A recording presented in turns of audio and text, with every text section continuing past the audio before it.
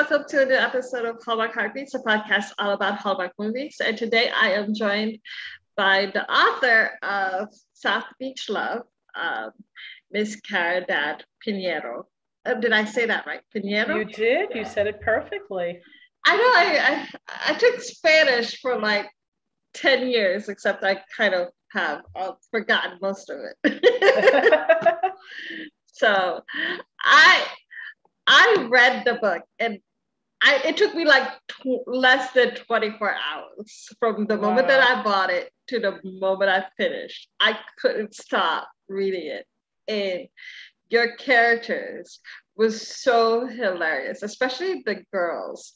I love the girls. I love the girls in the story. They were one of my favorite parts of the whole book.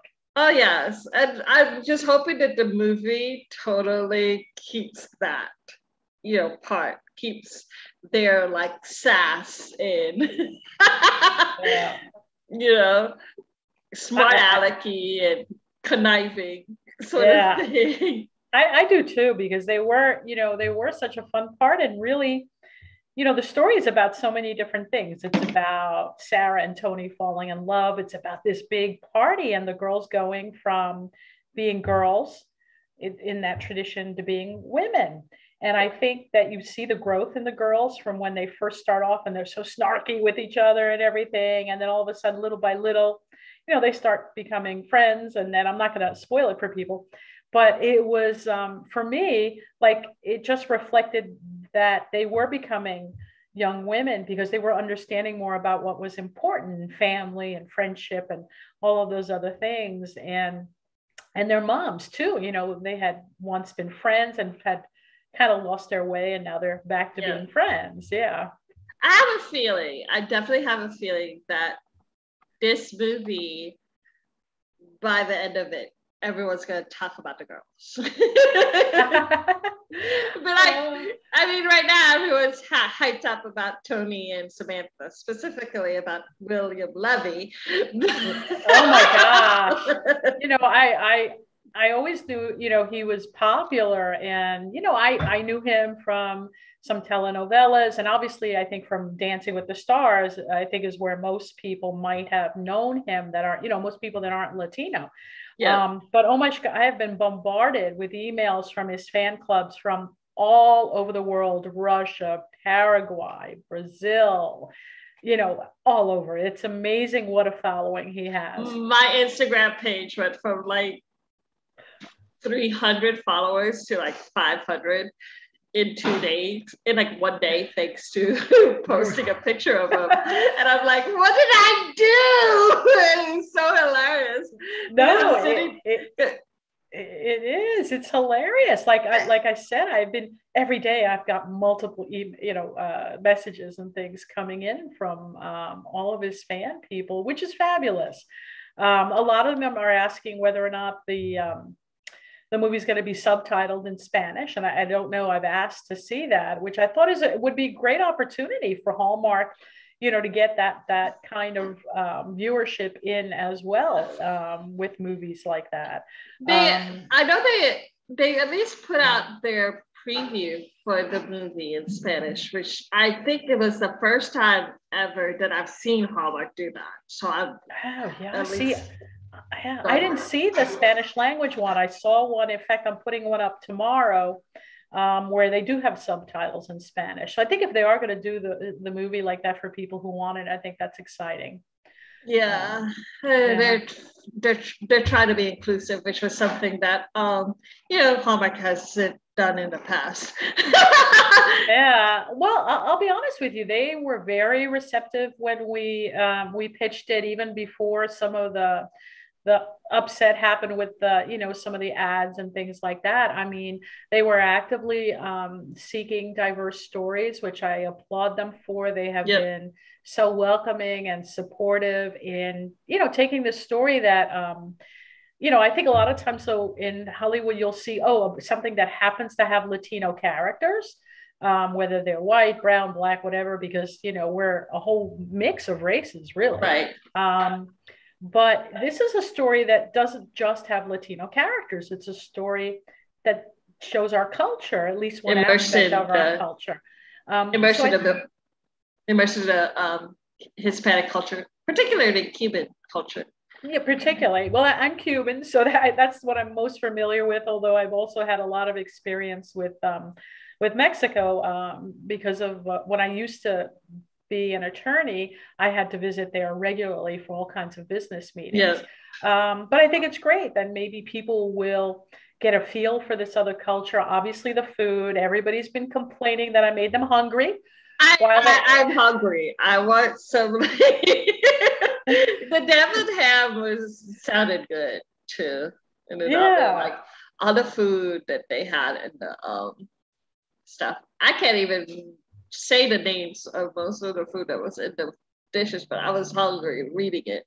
Yeah, I actually on my website, if people want to try out some of the recipes, if they visit the South Beach Love page, there's a whole list of different recipes. Yeah. It's also in the back of the book. I see some recipes in the back of the book, right? Yeah, they have a recipe for I think it's a banana coconut tres leches cake. But then I have a lot of the other recipes there. And I just posted on TikTok on how to make the deviled ham sandwiches. They're very easy, but they're like a party staple.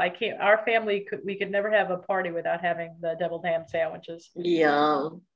So when did you start writing? Like, how did you get that started? I had a teacher in the 5th grade who made us, she said, in order to get out of my class, you have to write a 20-page typed book. It could be on anything you want. It was pass fail. But then for the last month of class, the books were going to go into a class lending library. So I'd always had lots of stories going on in my head, and I was an avid reader. I'm probably like you were the same thing. I would read anything, like the cereal box in the morning because I had to be reading. And so I went home and I started writing like that day. And my poor mom had to help me. It was 120 typed pages. Wow. Yeah. My mother typed 125 pages? Typed in the 5th grade. And what was it about? Do you remember?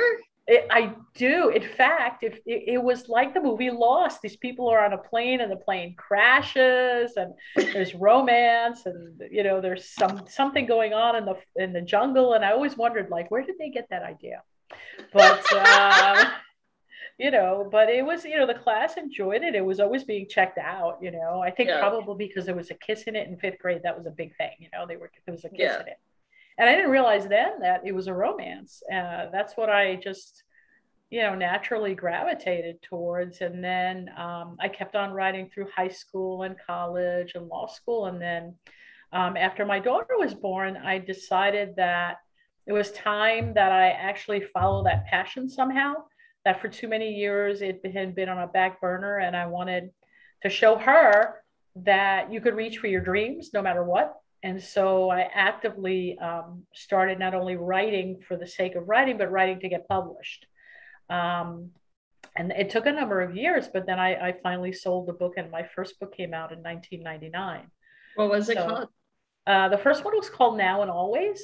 And it was actually for the country's first Latino romance line. Wow. And unfortunately, the line folded within about 2 years. But then after that, I signed deals with Harlequin. And Harlequin was also, you don't think about them that way. They were so receptive. So many of my books had diverse characters in one way or another. And, they always just said, this isn't a book. And they put it out there to all of their readers. It's a good book, and so I'm very grateful to them because really, working with them improved my skills and let me, kind of become known to people for what I was doing, which is exciting. How many books have you written in total? I lost track, somewhere between 50 and 60 right now with novellas and things. And so it's a lot. And I have a whole bunch of other ones coming out in the next year or two. And, it's fun. I love writing. So I'm glad that I'm able to do it and hopefully, and share it with people and have them enjoy it, hopefully. I've always been told that I should write my own story, my own autobiography.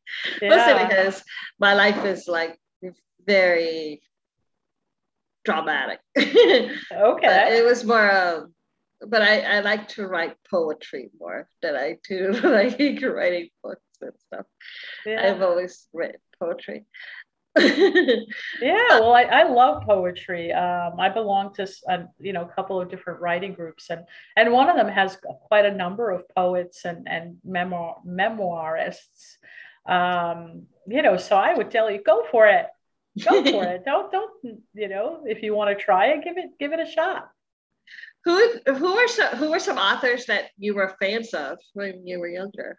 Um, well, when I was younger.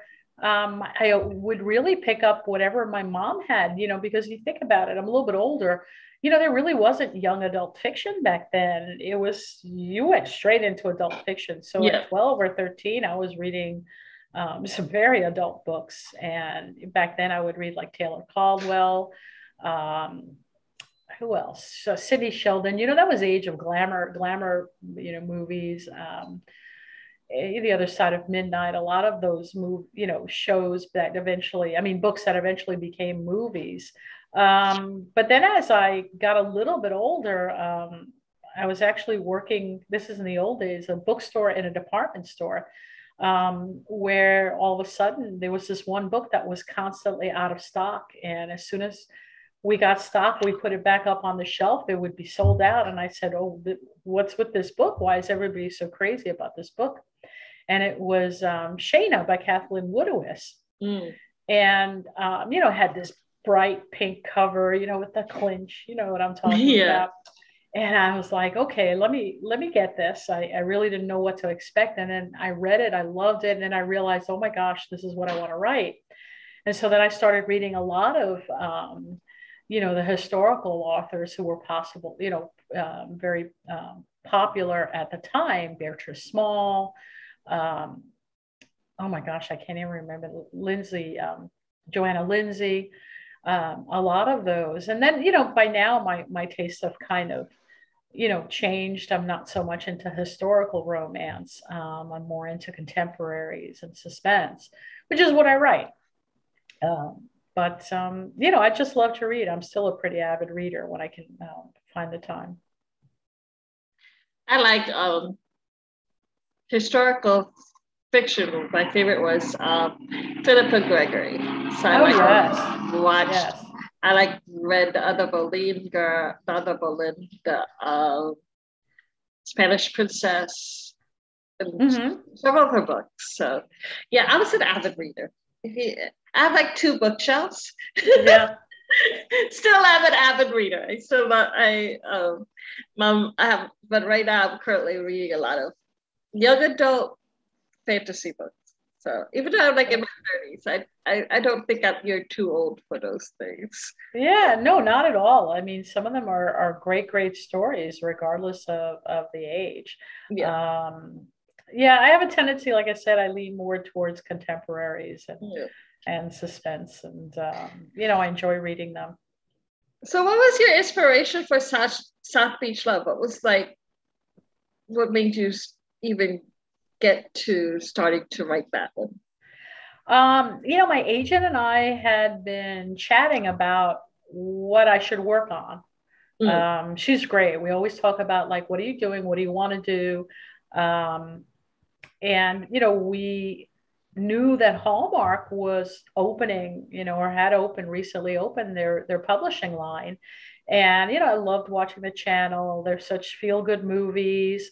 And I thought, why not feel-good romances like that? I had done a series. I live on the Jersey Shore, so I had done a series called At the Shore, which was 3 books revolving around women in their late 20-somethings as their lives change. That was the first one was One Summer Night, which was actually a Publishers Weekly top 10 fall romance. And I thought, well, this is great. I'm giving everybody a taste of the Jersey Shore, but after doing 3 books with that taste, I wanted to do something different. And I thought, well, Hallmark, they're looking for different things. And I have wanted to do a story set back in Miami. I had done a number of them earlier in my career. And I thought, but what could make it different?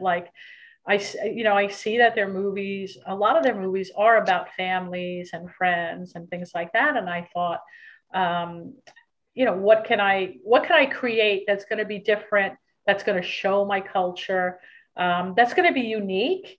So I love to cook. So the cooking was there in the mix because I love doing books with chefs. But then the idea of incorporating the quinces tradition came in because it is something very different, very Latin. A number of cultures, do it. It's not just a Cuban thing. It's very big in Mexico and South America. So I thought that would be a fun thing to show people because I didn't have a quinces, but my daughter really wanted one and I wanted her to have one. And when we did it, people didn't really know anything about the tradition. And so they were so like, wow, this is so much fun and it's so beautiful. All the little steps that you take. As the young girl comes into the room, there's all kinds of little rituals that show that change from child to woman. And so I thought, well, it'll be fun to have that in the story. But I also wanted it to be, like you said, humorous.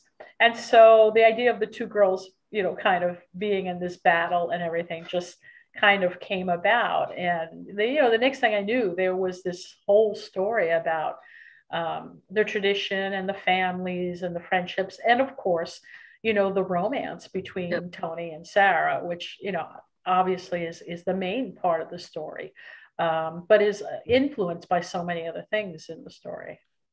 Yeah, I loved learning about the whole quinceañera traditions.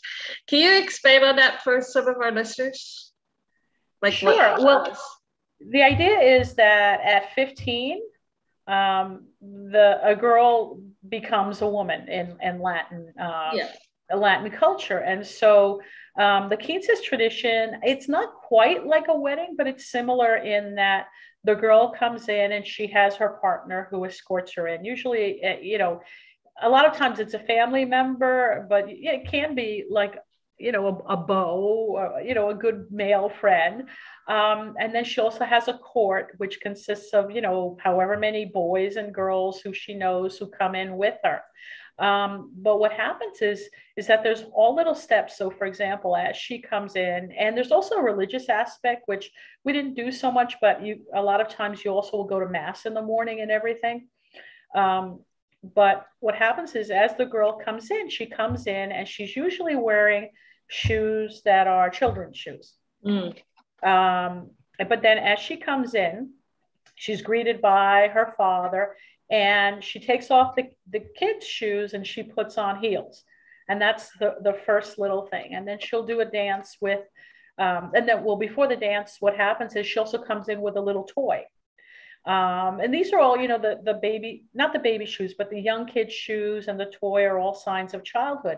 So she'll change her shoes and she'll also give away the toy to someone who's younger.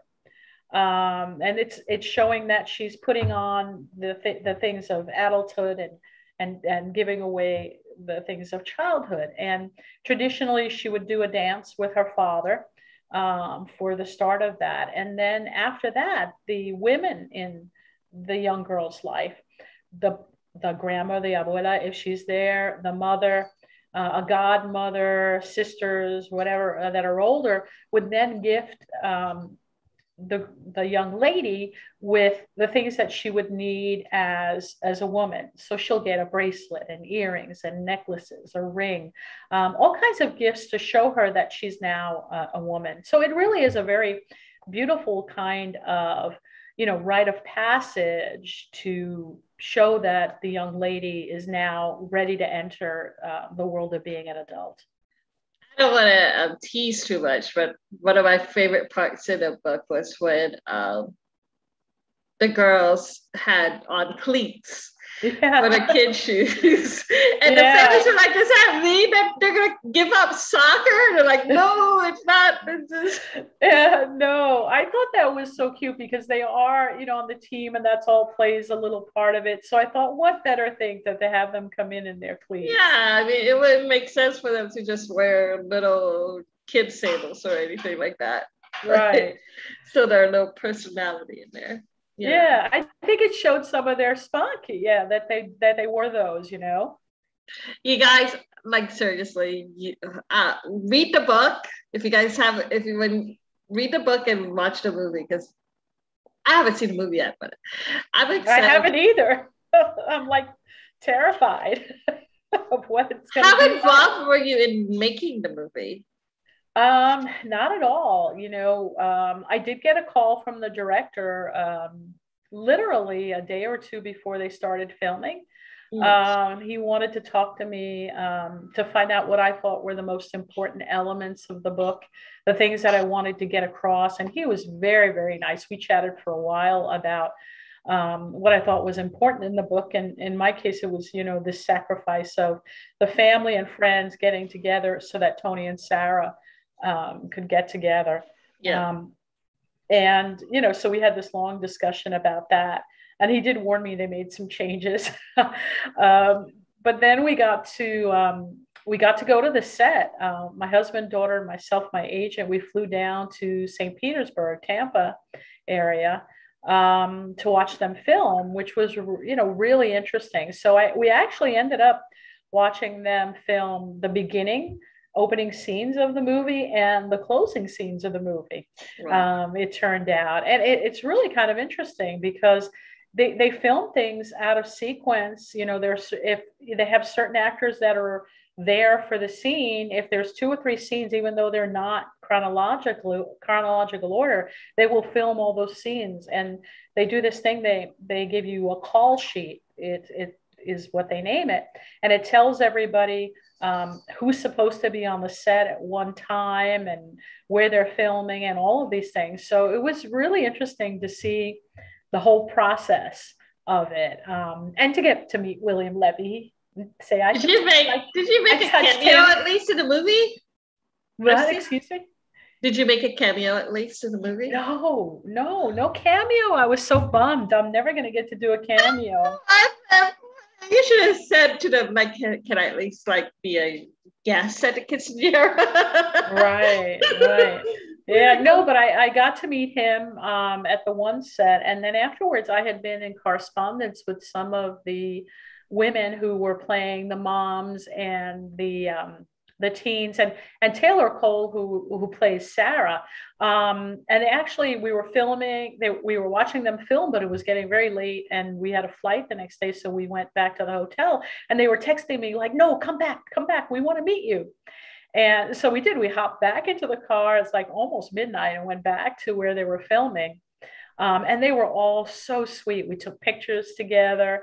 They actually, some of them had the book and they asked me to sign it. It was funny because I was fangirling about them. Then they were fangirling about me, which I didn't expect, you know? Oh, yeah. So they were just absolutely so sweet. I can't say enough about how wonderful and welcoming they were.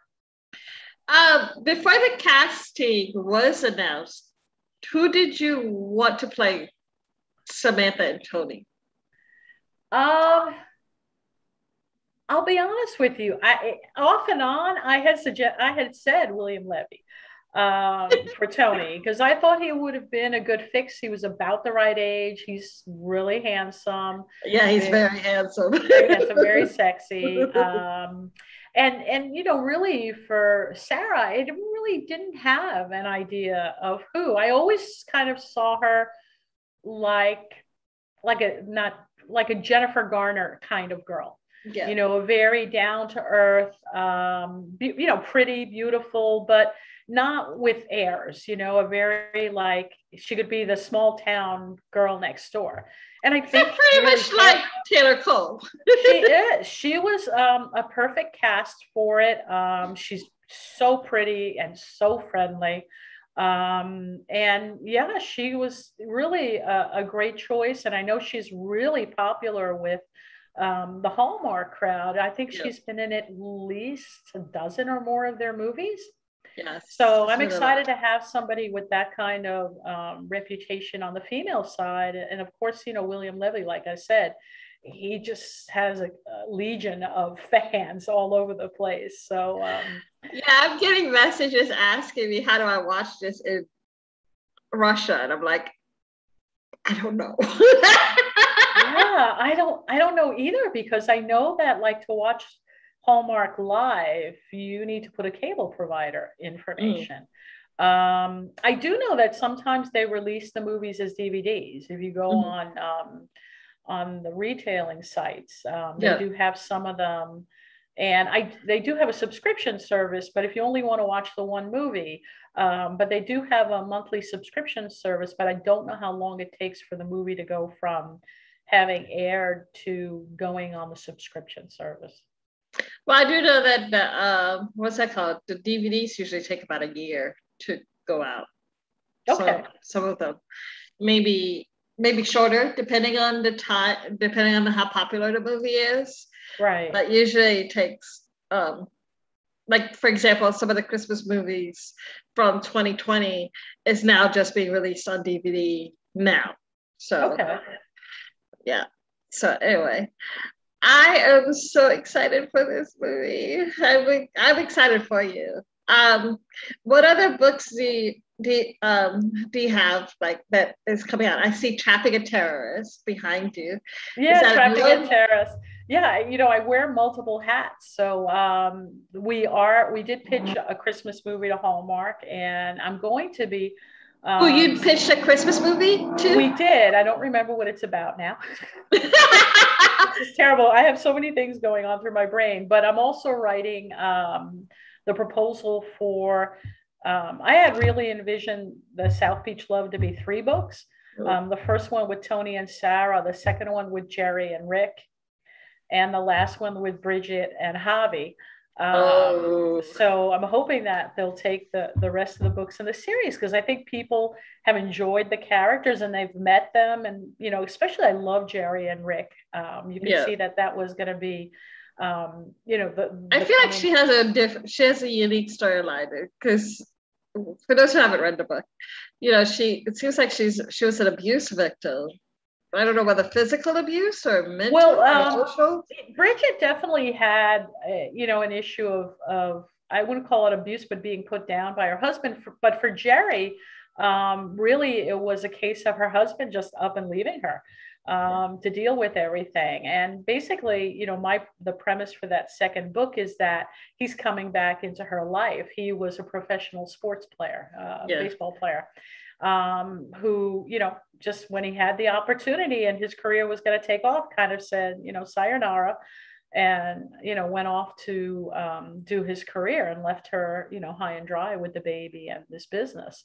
So it's going to be, does she give him redemption, or does she go with Rick, who is really just totally in love with her and her little girl, which is an important thing too, because, whoever gets Jerry, it gets an instant family, really, because she has a child. Rick deserves I agree.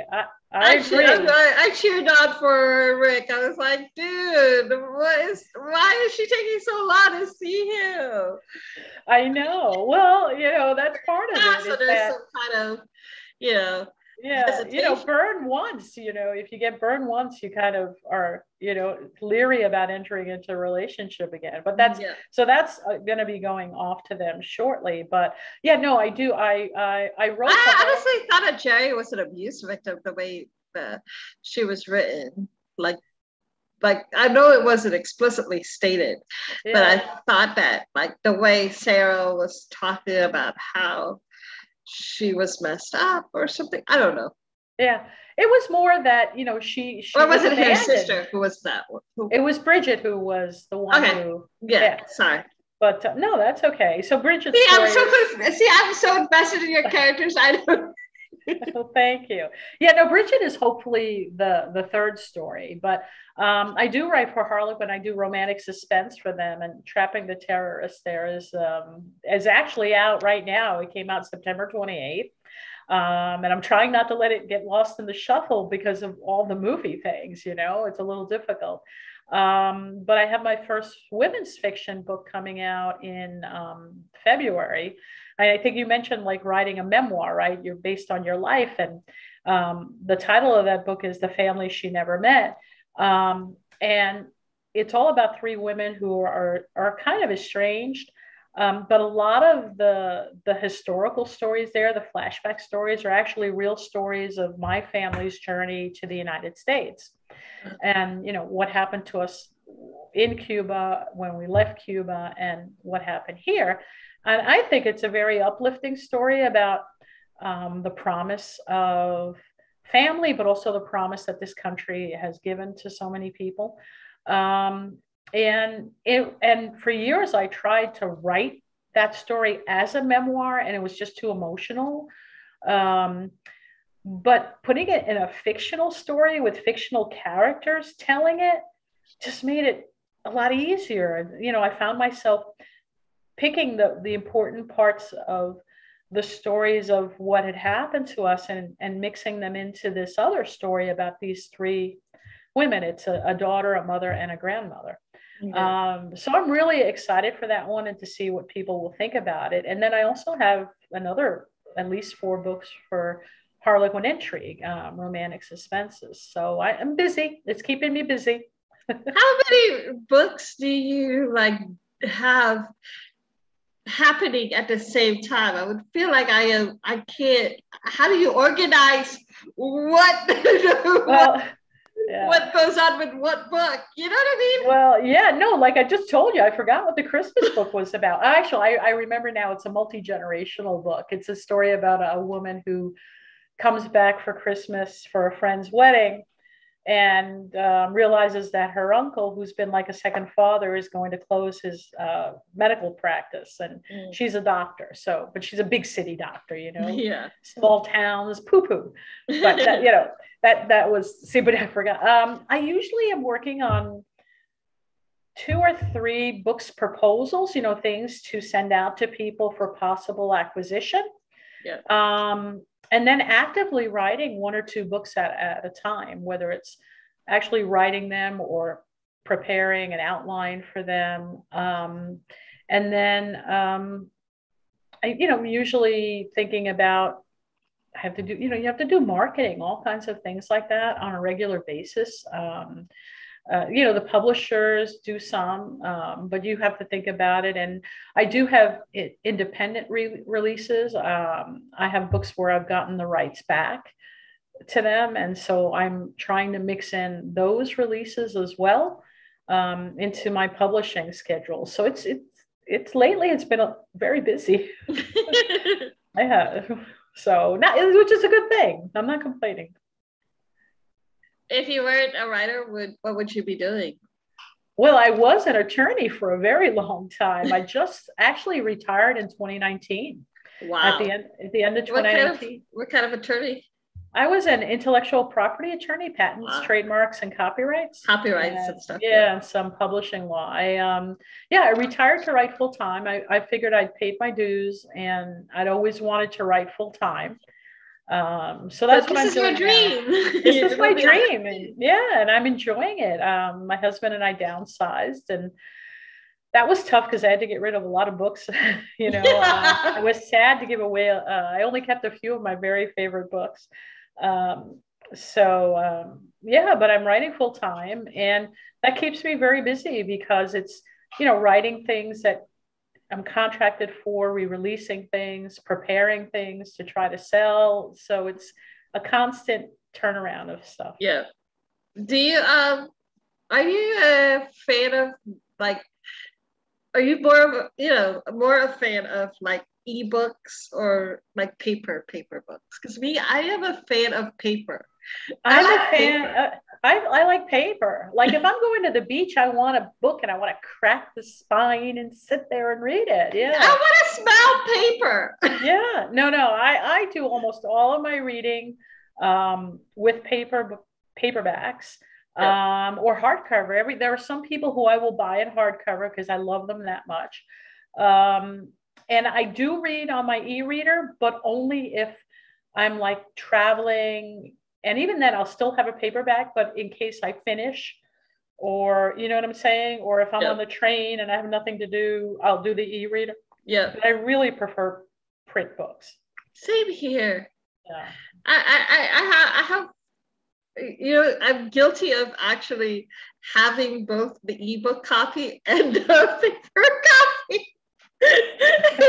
My mom's like, you already have this on your phone. I'm like, yeah, but I actually want the book. The book. Yeah, I get it. I get it. And, you know, sometimes like if you get a book autographed, like I'll get books autographed by, you know, like a Nora Roberts or something like that. And, you know, and I'll keep them because, you know, if they're autographed to me, they're a little bit more special. And so, but I have limited space. So I'm very selective in what I keep now. Well, now that's why you have the e-reader. You can buy all of that on the e-reader. Yeah. Well, I did see, you know, I go to conferences where, you know, people have the covers of their e-readers and they ask you to sign the covers, you know, so. How do you sign the covers of an e-reader? Well, they have like softback covers on the e-reader. Oh. Like, you know, on like a tablet cover. Oh, yeah. Yeah, so they'll ask you to sign either the inside or the outside with a Sharpie or whatever. So it's like okay. Yeah, no, like it was like the cover of the actual ebook or no, you know, I guess what would you call it? The protective little sleeve or whatever you call that. Yeah. Well, thank you so much for letting me talk to you. I had so much fun and I'm excited to watch the movie.